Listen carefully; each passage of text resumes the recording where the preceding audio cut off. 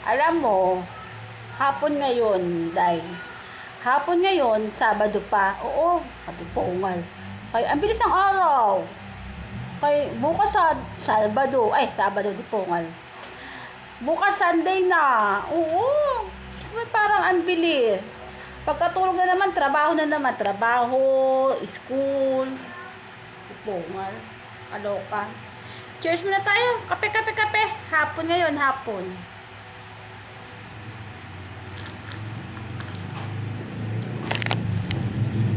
Alam mo, tara na nga, tara na. Dapat tumuti-puti yung kilikili. Para, ang hilig ko talaga magsando. Kaya gusto ko sana pampaputi ng kilikili. Kaya minsan kasi na ano pa rin. Kala mo naman, libag. So yun na, may chismis ako. Hindi ko naman akalain na ako'y mapapachismis na naman. Imbis na nahimik na ako, chichismis na lang ako.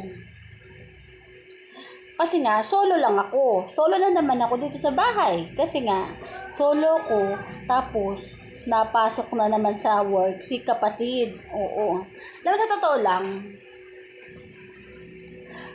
di ba, nagkaroon ako ng idea na lumipat ng apartment kasi sa maraming medyo nagkaroon ng problema dito. So, naghanap talaga ako ng bahay.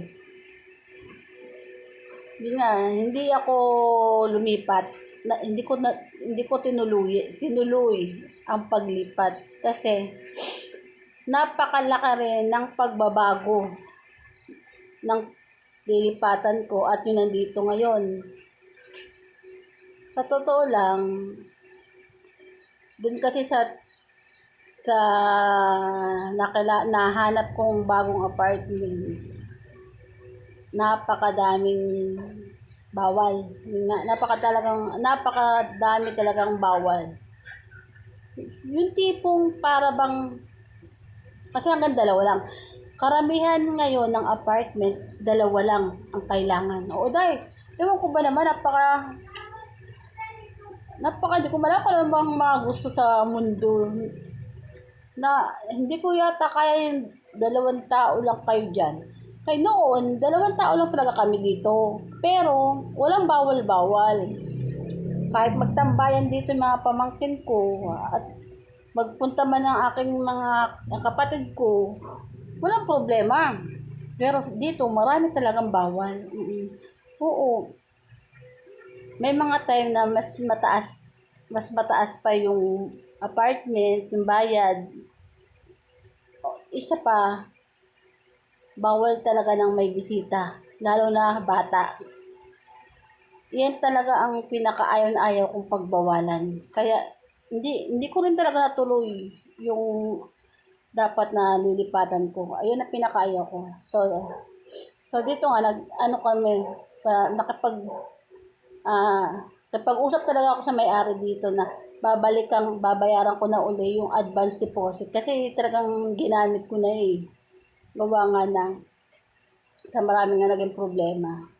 Pero dahil sa nalaman ko sa ibang apartment, hindi ko gusto yung ganyan. Kaya mas kakayanin ko dito kahit na mainit yan. So, okay lang. At least nag-okay naman. Nag-usap na kami. At least babayaran ko na yung bahay. Ay, advance deposit uli. Babayaran ko na uli. Ang isa pang pinakamahirap para sa sarili ko ayun ang pinakamahirap na sa mga alaala, sa mga experience. Yung mga experience na mga at nalalaman ko before pa. Kasi at least nandito ako, yun nga, napasyal yung mga pamangkin ko, kapatid ko, malapit lang dito. At least isang ikot lang, ayan na yun, kitang-kita. So kagaya ko, na stroke girl ako, isa kong stroke girl, at least magkaroon man ako ng problema, andyan lang sila, na pwedeng alam mo yun, may madali kang makausap. Kasi sa totoo lang, sa tagal ko lang naging trabaho, ang dami ko rin nakilalang katrabaho na halos ay nagbo-board. Halos na nagbo-board sila. Yung iba pa nga dun, isa lang eh. Oo, dahil. Kasi ayaw din nila nang marami silang kasama sa apartment. Tapos, meron din naman mga kasamang katrabaho at tropa sa isang apartment. Kaso, may mga time talaga na dumadating sa point na solo ka lang kasi nga may mga nasa trabaho din yung iba. So, parang no choice ka, mag-stay ka sa bahay mag-isa na kahit umikot ka dyan sa paligid mo, mga kapitbahay na talaga yan na hindi mo na nakilala. Kumbaga hindi mo kilala, hindi mo ka mag-anak. Kaya tawag dito, mas maganda talaga na may kasama ka sa bahay, sa apartment. Or kung ilan lang kayo, at least naandyan lang yung kamag-anak mo, ganun. Kasi sa totoo lang, sa experience na nakita ko, ilang beses akong naging katrabaho na nagsosolo lang sa apartment. Oo, mga nagsosolo lang sa apartment nang hindi mo inaasahan na nagda-down na sila. Down na sila, I mean, ang tawag doon, yung tipong bumagsak na, as in bumigay na, nang hindi mo inaasahan. Ang tawag doon, pero, katok lang muna ako, katok ha. Kaya sa totoo lang, sa dami kong nalaman, naalala na marami ako naging katrabaho na dead na. Dead na. Na sobrang pagod din sa trabaho, na sobrang ansisipag talaga nun dahil, ansisipag. Tapos, as in, isa sa kanila na nakilala ko, sa ilang taon ko sila naging katrabaho, nalaman ko na lang na mga bumigay na sila lahat. Ganun talaga kahirap sa mga trabaho. Kasi sa lahat din talaga ng naging trabaho ko, as in talaga lahat mahirap. Sa awa naman ng Diyos, yung nagkasakit ako, na-stroke ako, may nagbantay sa akin.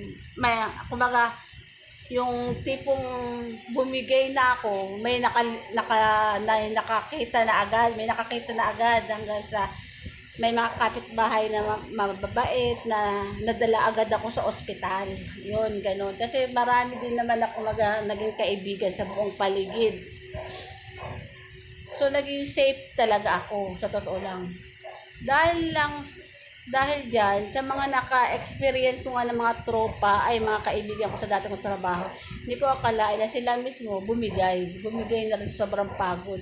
Kaso, ang pangit lang, ang naging sad lang sa pangyayari kasi halos sila na nakilala ko na talagang nagsosolo sa bahay, na hindi nila alam ng mga kaibigan na nasa trabaho, hindi alam ng pamilya agad, hindi nalaman agad na bumigay na yung pamilya niya o yung katropa niya, hindi nila agad na laman. Oo, yun, napachika lang ako kasi nalaman ko lang din naman yan kasi nga hindi ko rin naman akalain na sila, dati kong katrabaho dati, nachismis din sila sa akin na, uy, ganito, si ganito, bumigay na-stroke din, ganito, ganyan. Uy, ganyan. Walang nakakaalam na ayun na pala, na wala na pala. Kung hindi pa binuksan yung apartment, hindi pa nalalaman na bumigay na. Napakahirap talaga. Kaya, ang hirap maging solo talaga sa bahay. Sa totoo lang. Kung mag-solo ka man sa isang bahay, make sure din na magiging kapitbahay mo, dapat kilala mo din, maging close mo. Kasi pag dumating man sa time na ikaw hindi mo naakala ang sama ng tawag doon, kung may masama sa katawan mo or sa ulo mo na hindi mo kayang mag-isa, mas maganda rin na may isa sa mga kapitbahay na maging close mo na at least malaman na kung ano man naging problema. Kaya huwag ka masyadong selfish, lalo na sa sarili mo. Kailangan mo pa rin talaga na may mga ka-close. Oo, hindi naman kailangan magbigay ng very, very, very share. Tawag lang, basta, mas maganda talaga na meron ka mga ka-close or may mga kaibigan o tropa-tropa lang. At least, andito sa paligid mo. Kasi lalo na ayaw mo na may kasama sa apartment, nag-board ka, ayaw mo na may ano, at least, kahit man lang sa mga kapitbahay mo na naging katrabaho ka, na magka-problema ka man, may masasabihan ka. Yun lang, na ano ko lang, pera ano. Kasi sa totoo lang, ang dami ko kasi na-experience.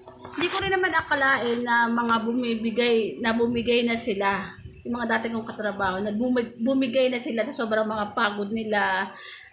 Yung iba sa kanila na stroke, yung iba inatake sa puso. Oo, nalaman ko talaga.